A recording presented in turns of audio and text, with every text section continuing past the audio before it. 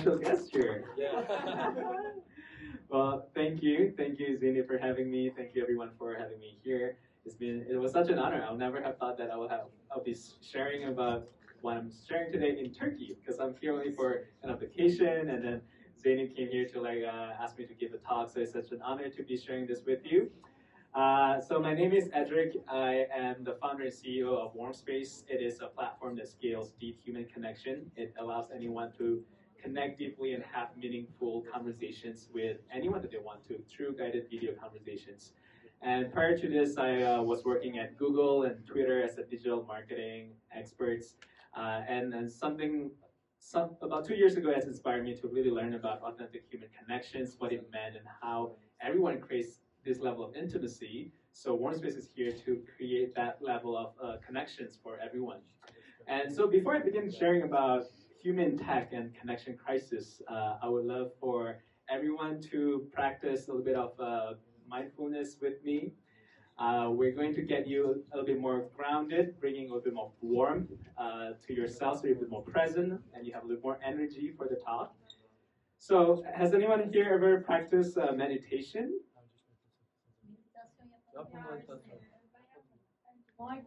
Mindfulness, yes, okay. Maybe like 40% in the room. Okay, so what we're going to do is very easy. So we're going to take a deep breath together, and then we're going to hold it, and then we're going to let out some sound as a way of expressing relaxation. So it goes like this. Then you hold, and then you go, ha. And I want you to go really let your voice out, let your voice land in this room, okay? Let's give this a try. All right, ready, everyone? All right, take a deep breath in. Hold it. And exhale out. Very good, very good. We probably heard 30% of the room.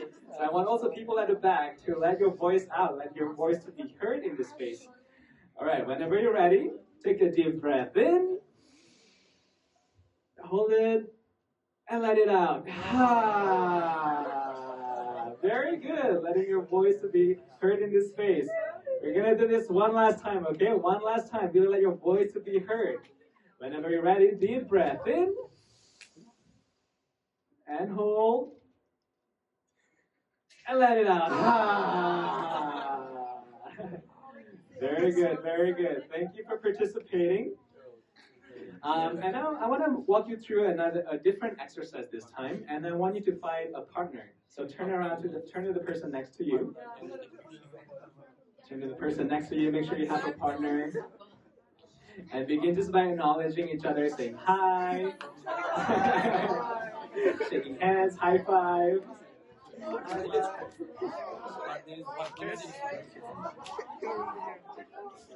Okay, so now I want you to begin to specifically look them in the eyes. Pick either the left eye or the right eye, and just kind of look into the eye for a few moments. And I know this is going to feel a little awkward for some of you, but I know that the students in Tink love challenges. So just pay attention, look into their eye, pick either the left or the right eye, and then just stay with it for a moment. And see what kind of experiences, what kind of feelings that are arising in this moment. You might want to laugh, you might feel nervous, this might feel weird, but just allow all these feelings to come out and try not to change or run away from this. Just try to stay with this for a while.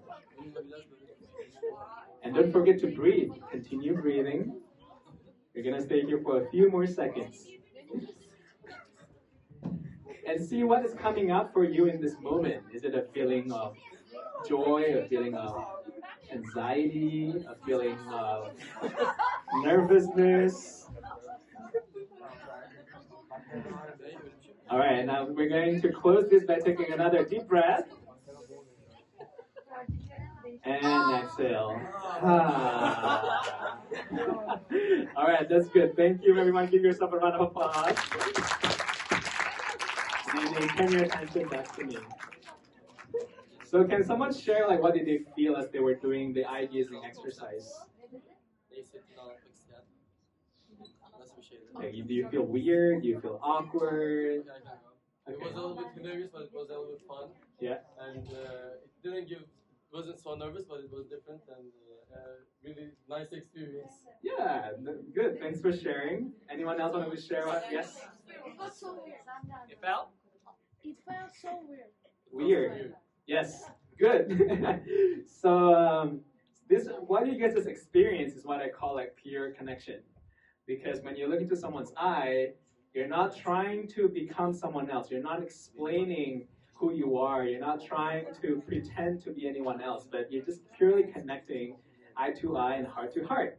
And it's weird for some of you because like we're not used to this. We're used to having this a persona of like how someone wants to view us. We are used to like armoring up and not letting others really see who we are. So to a lot of us, it feels weird, but once you're used to this, it often allows you to feel softened because you're no longer trying to pretend, trying to become someone else. You're just letting yourself to be seen. So we're going to revisit this topic in a little bit. But today I want to talk about the landscape of the world that we're in now. So we live in such an unprecedented time where the world is very connected. How many of you have 100 followers or friends on Facebook or Instagram? Okay. 300? 500? 1,000? Wow, you have 1,000 followers?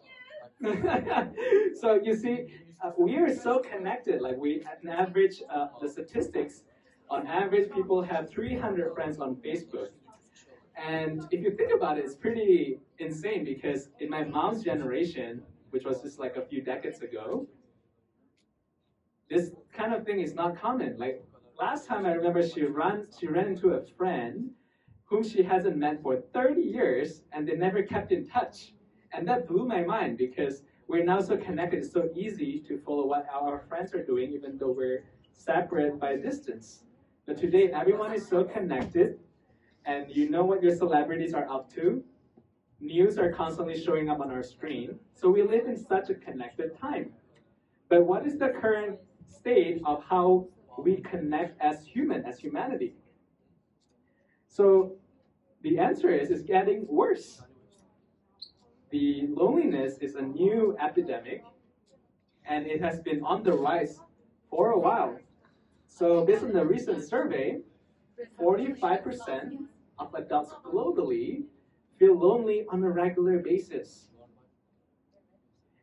And about 60% of Gen Z feel lonely on a regular basis. So Gen Z are you guys, which is weird because you guys are the most connected generations. You guys were born in the age of internet, yet Gen Z feels the loneliest among all generations. What is going on here? And if you look around the world, we're getting divided than ever. People are no longer see eye to eye. There's so much hatred and violence. Based on the recent study, 76% of the global population believe that the country is divided. And 60% believe that it's more divided than 10 years ago. So what is going on? Why is that we are so connected, yet we feel so disconnected and separated on the inside?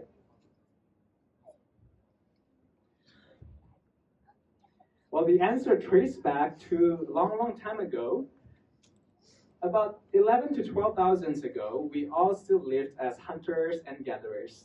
We lived in a village, in a tribe, and we needed each other to survive, to protect ourselves from the animals, to get warm, to get food. Like being together means survival because you can't survive on your own. So this has been wired in our system, in our biology, to be together, to be as a tribe.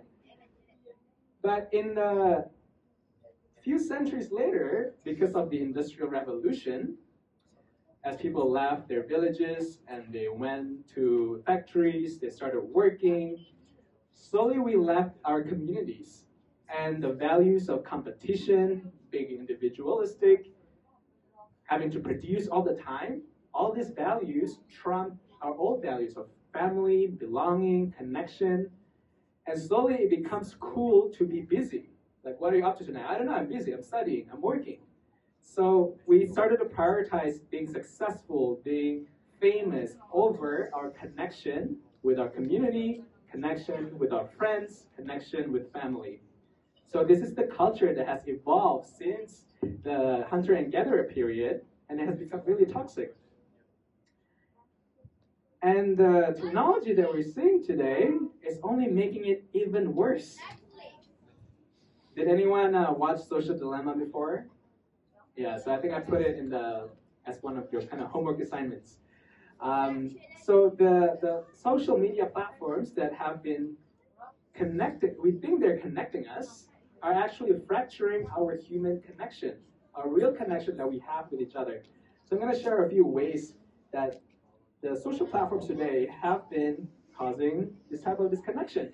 Who is guilty of this in the restaurants with friends from time to time? Yeah, like you're going out with your friends, you're having a good time, but we all check our phones, like, which is insane because we are already spending less time in person with our friends. And when we go out to see our friends in person, we want to check our phones. And what if I tell you this is not actually your fault? Of course, we have to be more mindful and stop checking our phones too much. But the reality, and by the way, this is statistics, people check their phone 58 times a day. And on average, 3 hours that the time was spent on checking the phone globally. And this is not your fault because the way all these applications have been designed, every time you see notifications, it creates this rush of dopamine in your body. Like you feel so excited when you see this red dots, these dings, and then you feel like, oh, is my friend tagging me on Instagram? Do I get a new likes? Do I get new comments? And it makes you feel so excited. Like before even seeing what's going on, our brain has been conditioned to create excitement the moment we see these notifications. And this is made intentionally. So if you think about the people behind these apps, these are like PhDs, really smart people who were hired by Facebook, by Google, to make you open these apps, to hook you on the app, to make you feel like you always want to constantly spend time on the app. And the question is why? Why do they want to spend so much effort in hooking you on the app? And the answer is simple. It's money. The more time you spend on the apps, the more ads that they can show to you, the more advertisers will pay these platforms to show the ads. So the more time you spend, the more ads you click, the more money the social media platforms make. So of course they want to keep you hooked on these apps because the more you spend on the app, the more they make money. Now, there's another toxic consequence of getting you hooked on these apps. Because all this social media is creating a really distorted reality of what you think of your friends. Because it's kind of like a window shop. Like when you have a shop, you only put your best items on the shop, on the window, so people can see the best side of you. You see a photo of your friends like going on vacation. You see a photo of your friends getting engaged, getting a new job, like all these good things about your friends, and then you're like, ah, they have such a good life, and they're so much prettier than me. They're more successful. They're happier. So you create this like picture of what your friends are like, of what all the celebrities are like, and that's what causes this connection. Because you start to think, I'm so different from them. They're so well-to-do, they're so successful, because you see this kind of information all the time on your social media, and it tricks you to think that you're not good enough because you don't have all those things that they put on the social media.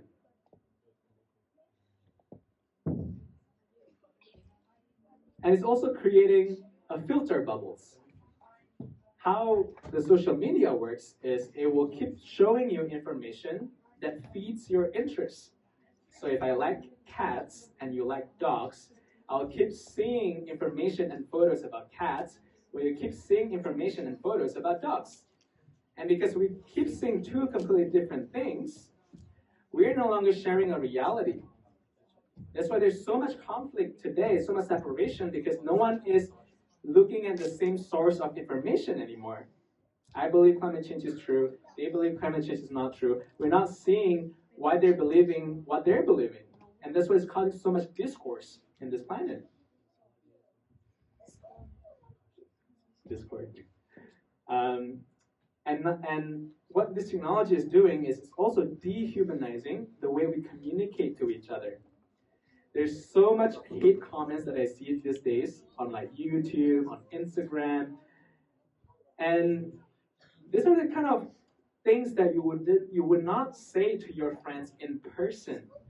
Like if I ask you to go to your friends now, tell them that they're ugly, that they're stupid, like naturally we will feel guilty to do that.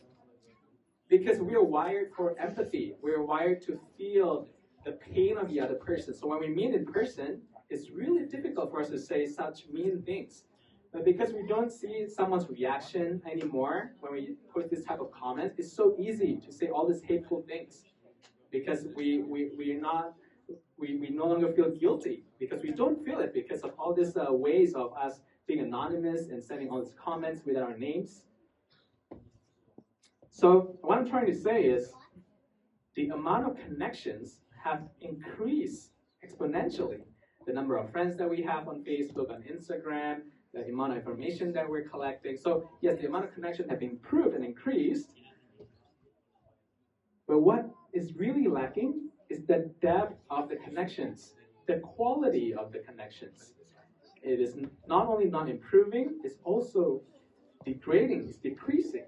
And that is what is causing the crisis of deep connection that we're experiencing today as a society. We have a lot of friends, but we don't really know our friends anymore. We're no longer catching up in person. We're no longer meeting our friends and really know what's going on in their life.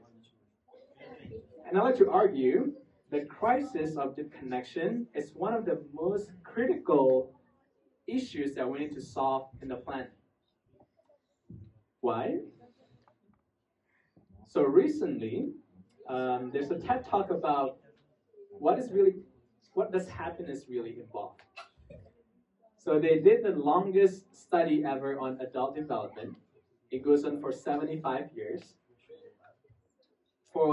They interviewed hundreds of men from when they're teenagers all the way till they're old, or even some of them have passed away today, and they keep asking them, like, how are they doing? What are you up to now? Every single year, to really figure out what makes them happy, what makes a life worth living. And they found out the answer is one thing. It's not success, it's not fame, it's relationships. It's simple. Good relationship keeps us healthier and happier, and it makes you live longer. They found out that people who lived a healthy life in their 80s is because they're satisfied with their connections when they're in their 50s. So if we reverse this, and if connection is so good for you, what happens when you're so deprived of connection? Number one, it is limiting your potential as a human being. Because when you feel empty, when you don't feel that connection, you want to run away, you want to fill that emptiness with something else, with addiction, with gambling, with drugs. So it's limiting your potential. When you're not happy, you're not fulfilled, you're not able to go out and be really your best selves. And loneliness has also been found that is the number one key reasons why someone is depressed and commits suicide, because they don't have these connections. And last but not least, it has been researched that loneliness is as bad as smoking 15 cigarettes a day. The way your body reacts to loneliness is almost as if you're smoking that much. So this is a serious issue. It could cause death. It kills. And if you zoom out even more, loneliness and disconnection and separation can be the lead reasons for climate change, for wars, for violence, for racism, for poverty. And why is that so? The reason is all these things are caused by humans.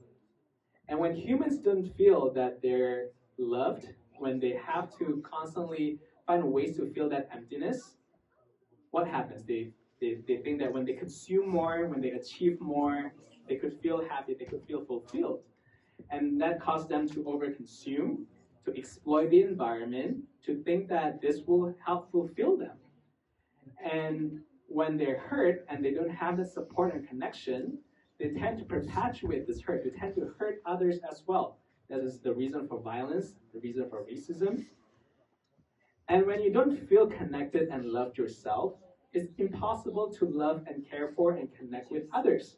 That's the reason poverty and all these things are still prevalent today, because we don't feel connected enough to the cause of the people to go and help them. So it is a really serious issue. But I still have hope. And the reason is, despite how much we're conditioned to be ourselves, to be alone, to be independent, at the end in our core, there's still that inner child that wants to really connect, experience pure connection, similar to what you guys just did earlier through your exercise, to feel loved, to feel cared for, to feel like you could be fully yourselves, to be authentic. So we all has that desire. It's just the way that we're doing things have not been working. So what is working in order to develop this meaningful, genuine connection with depth? And the answer is empathy and vulnerability. So empathy is when you're able to see someone's point of view, when you're able to put yourself in someone's shoes, even though you don't agree with them, but you're able to see why you're seeing things the way you're seeing, why do you believe the things you believe. You feel for them. And vulnerability, it means that you're allowing yourselves to be seen. You're allowing yourself to ask for help. You're allowing yourself to say things that might be shameful or awkward. But when you allow yourself to be seen, it creates connection, because people see that you're no longer this perfect person. We share this struggle and the shame and insecurity, and that creates connection. And this is not something new that we need to develop. We as humans are born with empathy. If you look at how babies were, when they were young, they were wired to care for someone and anyone else. Like, they don't care about the race, the age, the level of intelligence, their beliefs. And every time a baby sees someone is crying or in pain, they go out and reach out for them. And when babies feel pain, they go out and express their pain. So vulnerability and empathy are wired in us. It's just that we grow up and we've been conditioned to forget about this part of us. What we instead do is we try to perfect ourselves. We try to be this like golden box, golden gift that is so precious, that everybody loves, everybody likes. But who we really are on the inside is just this little thing. So I'm going to enlarge it for you. We are all this little scared and worried and anxious little kitty. We're all trying to figure our things out. We don't have it all together, but we try to hide this part of us inside this little golden box, because we don't want ourselves to be seen as weak. We don't want ourselves to be seen as insecure or don't know about what we're doing. But if we could all realize that everyone here are just trying to do their best and trying to get it together, then we can realize that we all share so much in common. Because when we stop looking at what separates us, the success, the look, and really see that we all share insecurity and shame and pain and sadness, this is what connects us as humanity. We all share these things in common. What causes separation is that you're not able to see how you and I are so similar, that you and them are so different. That's what's causing separation. And empathy happens in between. When I could see what is really unifying us, what is the commonality between the two of us, that is what empathy really means. How can I see what I see in myself in you, to see that there's something that is really bonding us together. And often when you have empathy, when you practice empathy, you tend to see there's so much more that we share in common. We have all experienced joy. We have all experienced anger and fear and sadness and shame and security. These are all very common human experiences. And this is what is unifying us, and this is what's bonding us, and this is what's connecting us. So as we focus more on these things, these feelings, the more that we could connect together as humanity.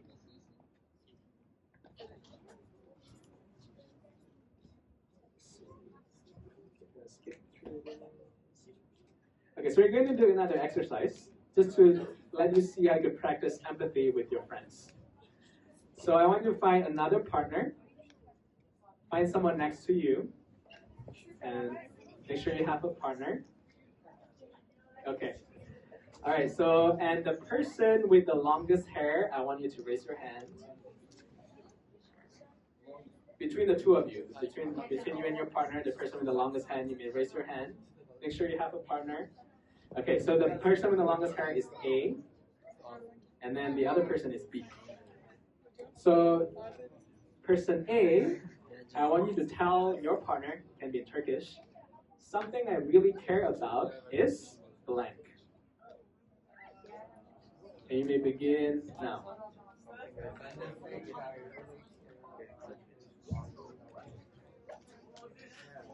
You can elaborate more on what you care about. It could be family. Why do you care about family? If it's money, why do you care about family? Money. If it's your hobby, why do you care about your hobby?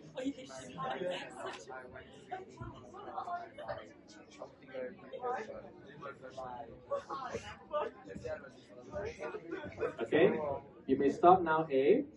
And then B, raise your hand if you're B. Okay, so B, now I want you to reflect back to A. What I'm hearing is, so you're just going to reflect back what you heard from A. So you're not trying to respond to A, you're not trying to reply, you're just reflecting. What did A just tell you? Just reflect that to them back. You can begin now.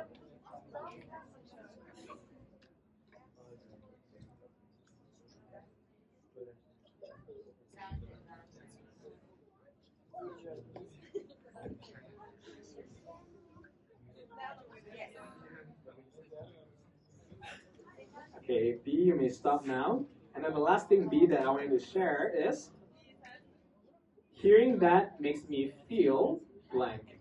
So you're focusing on how you're feeling when you heard A. So an example could be, when you talk about your family and you care about your family, that makes me feel happy and warm because I also care about my family. I feel like I'm really connecting with you. So really focus on your feeling. And you may begin now, B.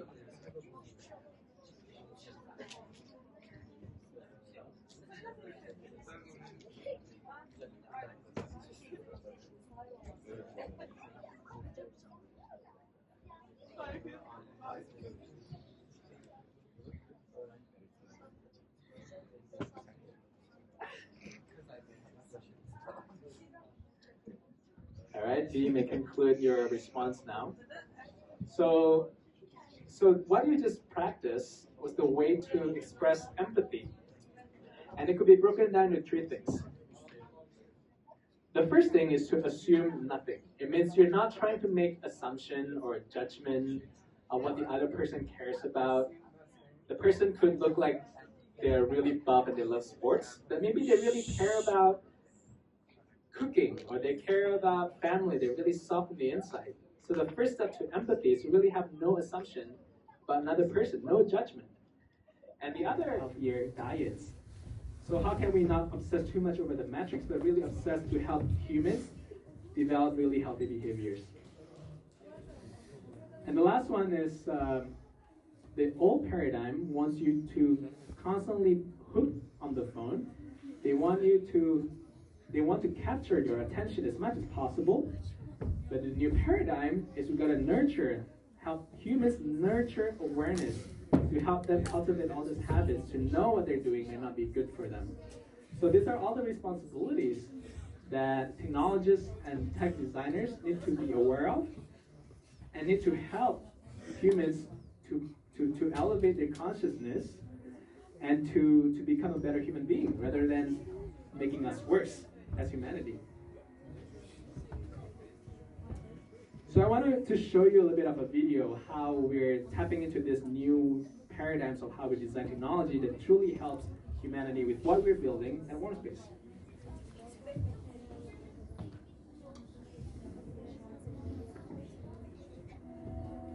To begin, I invite you to close your eyes.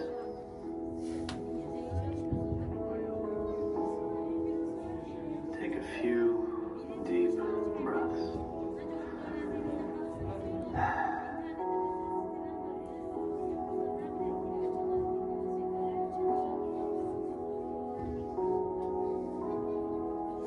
Share with your partner what your experience was while you were meditating.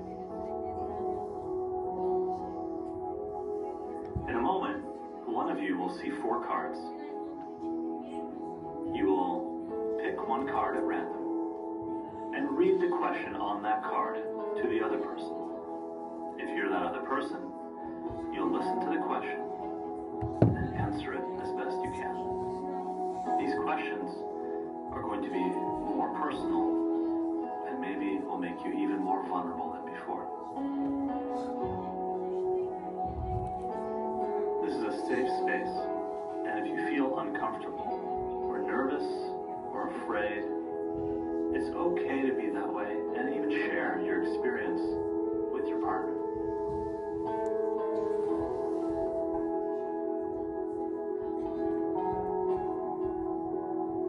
I hope you both had a lovely warm.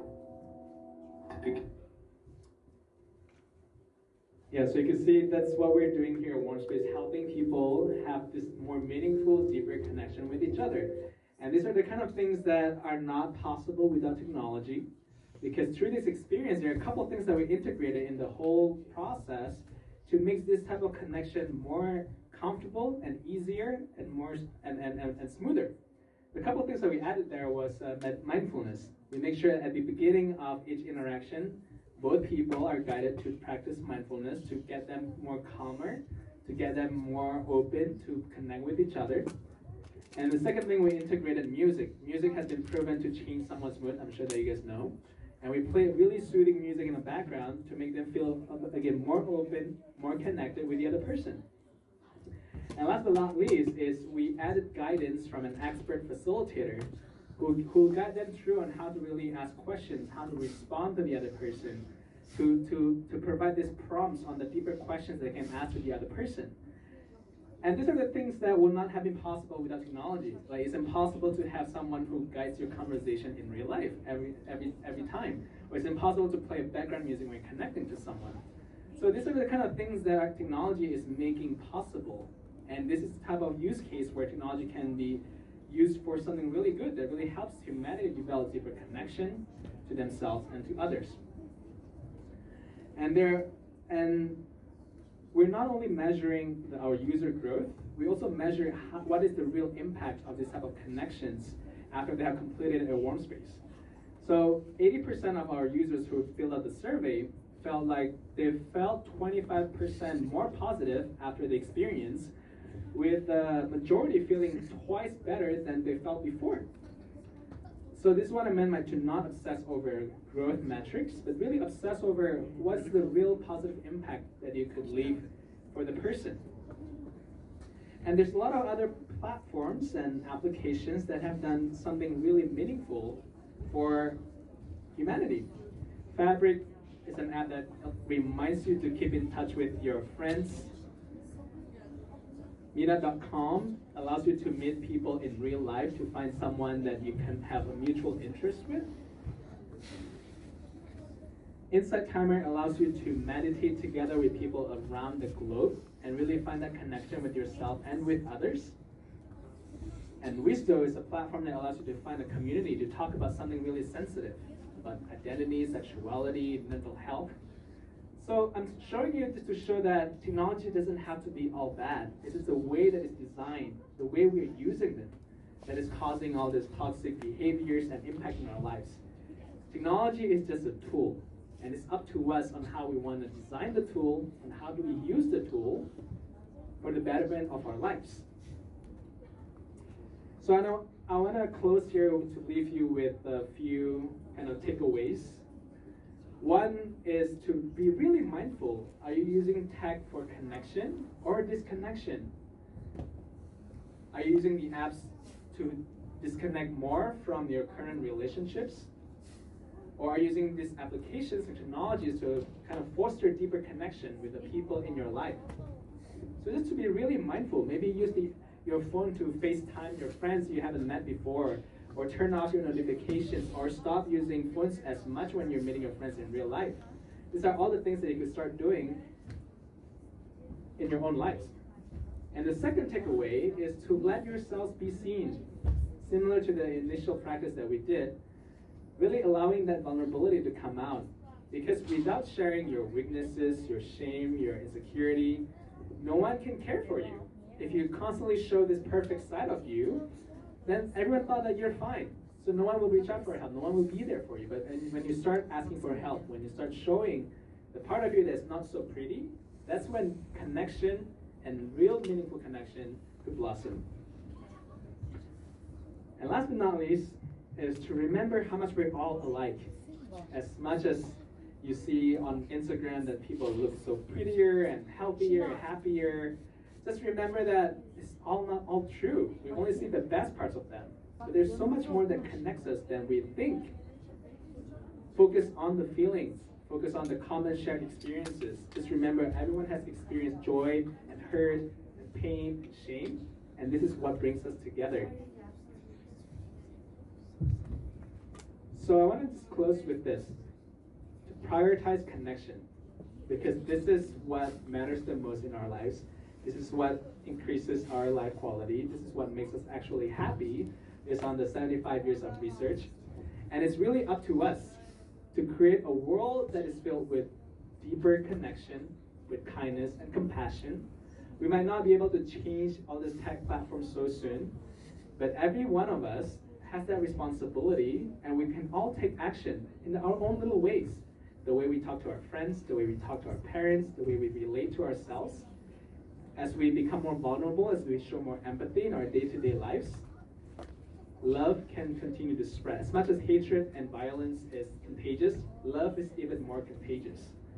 And you all have that power to spread this light and kindness in the world. And together, we can make the world a kinder, a happier, and more united place. Thank you.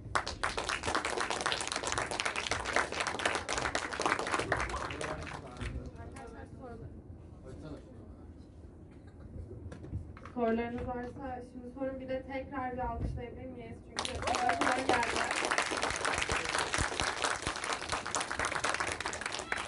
Soru falan yok mu? So it's really hard to start a startup or a website like this. So what was the hardest part of the achievements that you gained? What was the hardest part of your life during this website project? I think with any startup is dealing with a lot of uncertainty, not knowing whether or not it will work, not knowing how the market will react to what you're doing. So I think it's just constantly believing in what you're doing and constantly seeing the reaction and feedback from the market. So a little bit of like making sure that you validate along the way and making sure you're on the right path, but also leaning into the mystery, not knowing whether or not you're going on the right track. So a little bit of taking a leap of faith. So I think dealing with your emotional roller coaster is one of the challenging parts. While you were, I'm sure that this wasn't just the only idea you had in your mind, but what convinced you about the idea that you were sure that, not sure, but you thought that this was going to work? Yeah. I think it's just because I feel so called to it. It's a mission and a cause that I truly believe in. And really seeing the impact and the feedback that I got from the prototypes that I built, the amount of kind of emotion, positive feedback that I received, and how it's actually making such a difference, that some of the things that people have shared really touched me. That is what made me really believe that this is making real difference in someone's lives. So when you get this type of feedback, it really convinces you that you're on the right path. Thank you. You shared us a video. Is that an app on App Store? Can we download it? It's not on App Store yet, it's a web app, but you could go to warmspace.io and register. Okay. I guess we have another question. Yeah. So, you worked in Twitter and also in Google in the Department of Well-being, I think. I looked at in LinkedIn. Yeah. So, were they the reasons that pushed you about these topics of being well in social? Yeah, my focus was in marketing and sales. So the well-being part was like a side project for me. So it's not really Google or Twitter, it's my own kind of personal experience. I have been like into self-development for a long time, but I realized I was chasing after the wrong thing, constantly like chasing after success and chasing after fame and significance. And then a few years ago, I realized what it feels like to be authentically me, to be seen for who I really am. And I realized, wow, all this time I've been lonely because I didn't know how to deeply connect with someone else. And after experiencing the authenticity and connection, I was like, I felt so full, much more than I felt when I achieved something significant. So that life experience is what kind of inspired me to jump into this field. I guess we have a question over there. Yes. So, which coding type does your company use on your website? Do you use a coding type or? Yes, that's something I can't answer because that's based on my CTO's O proficiency. teknik tarafın bilgisi oluşumu. Başka var mı soru? Oh, yes. So, do you think being e-social is different than being social or asocial? So, when we're in the real world, we are socializing with people that we see face to face, but in social media we can also be social. So, is this different in negative or positive? Yeah, I definitely think it's different. Like just like when I share, because you're not seeing someone's facial reaction. Depends on how you interact on social media. If it's just commenting or liking, that's not a really meaningful connection for me because you're just giving people feedback. And that doesn't really mean so much, like one like, okay, that's good, and that's it. But in real life, when you receive compliment from someone, that feels so much different because it's real. Like it feels different here. Actually, my question, I asked it wrong. So, like when you video talk with someone, that you can see his or her facial reactions, her voice, eyes, that you can see and hear in real life. So are they different in digital face-to-face? Yeah, so the question is when you could also see their face and the reaction in the digital world, like through video, is it different? I would say if it's one-on-one, it's not so different because you're still focused and present. And sometimes it could even be helpful in the digital space because you're not as distracted. And if you use our platform, like it could even enhance your connection because of the music and the guidance. So there are more things that can be altered in the digital space. But of course, you could also, like in person, you could feel that person's presence more rather than the screen. So it's not a good or bad, it's just different. But like if you're talking about a group setting, like digital is very difficult. It's hard to replicate because there's a lot of dynamic that you could explore in real life. Like if you're talking to you while being present with someone else. In digital space, it's quite different. So yeah, if you're talking about like live calls, like video calls, it's not as toxic. It's not toxic even because you're being present, you're engaging. So it's not bad. Any other questions? Not, thank you again. So another applause, please. Thank you.